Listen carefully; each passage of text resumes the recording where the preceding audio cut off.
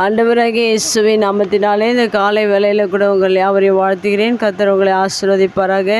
இந்த நாளிலே கூட சங்கீதம் 18:43 கூட வாசித்து தியானிக்கலாம். ஜனங்களின் சண்டைகளுக்கு நீர் என்னை தப்புவித்து ஜாதிகளுக்கு என்னை தலைவனாக்குகிறீர். நான் அறியாத ஜனங்கள் என்னை சேவிக்கிறார்கள். மிக அருமையான வேத வசனம். இந்த வேத வசனத்தை கூட தாவீது அவருடைய வாழ்க்கையில் தேவன் செய்ததை இங்கு சொல்லியிருக்க. அதுபோல் உங்களுடைய வாழ்க்கையிலும் தாவீதை போல நீங்கள் தேவனை அதிகமாக நேசித்து தேவனை ஆராதித்து அவரோடு ஐக்கியமாக இருப்பீர்கள் என்றால் உங்களையும் தேவன் இந்த வார்த்தையின் பிரகாரம் இந்த புதிய நாளிலே உங்களை ஆசீர்வதிக்க வல்லவராக இருக்கிறார். தாவீதுடைய வாழ்க்கையில் அவர் முதலாவதாக ஜனங்களின் சண்டைகளுக்கு அவரை தப்புவித்திருக்கிறார். அதுபோல் இந்த நம்முடைய வாழ்க்கையில் கூட அநேக ஜனங்களுடைய சண்டைகள், ஒவ்வொரு குடும்பத்திலும் தெருக்களிலும் தேசங்களிலும் அநேக யுத்தங்கள் சண்டைகள் நடந்து கொண்டிருக்கிற அந்த எல்லா சண்டைகளுக்கும் தேவன் நம்மை தப்புவிக்கிறவராக இருக்கிறார்.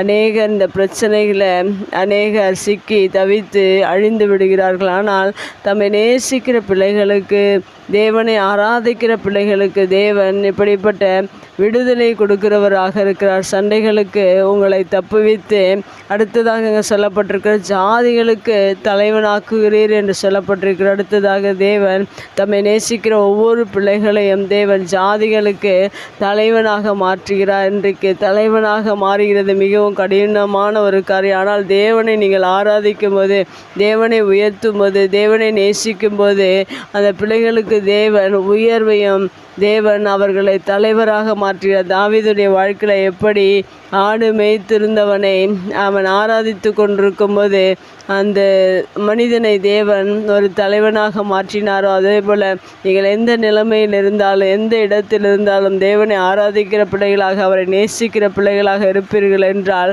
தாவீதை தேவன் தலைவனாக்கினது போல உங்களையும் தேவன் தலைவனாக மாற்றுகிறதற்கு அவர் வல்லவராக இருக்கிறார். அடுத்ததாக இந்த வசனத்தில் சொல்லப்பட்டிருக்கிறது, நான் அறியாத ஜனங்கள் என்னை சேவிக்கிறார்கள் என்று சொல்லப்பட்டிருக்கிறது. அதுபோல் நம்முடைய வாழ்க்கையிலும் ஆண்டவரை நேசிக்கும் போது, தேவனை ஆராதிக்கும் போதும் நம்மை அறியாத அநேக ஜாதிகள் நம்மை சேவிக்கும்படியாக ஆண்டவர் அப்படிப்பட்ட காரியங்களை நம்முடைய வாழ்க்கையிலும் செய்ய வல்லவராக இருக்கிறார். இந்த 3 ஆசீர்வாதங்களையும் தேவனிடத்தில் நீங்கள் பெற்றுக்கொள்வதற்கு தாவீதை போல நீங்கள் அதிகமாக தேவனை நேசியுங்கள், அதிகமாக தேவனை ஆராதியுங்கள், தேவனுடைய பார்வையில் உண்மையாக இருங்கள்.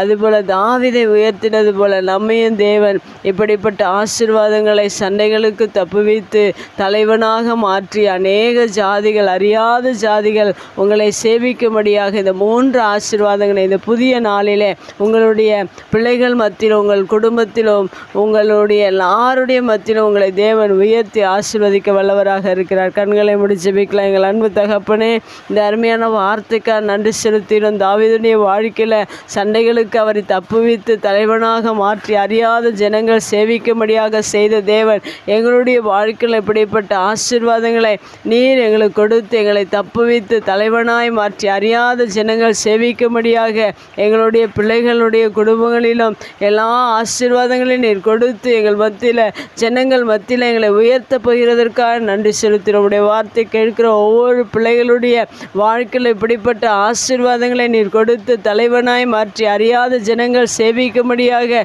நீர் உதவி செய்ய போகிறதற்காக நன்றி செலுத்துகிறோம். இயேசுவின் நாமத்தில் ஜெபம் கேளும் நல்ல பிதாவே, ஆமேன்.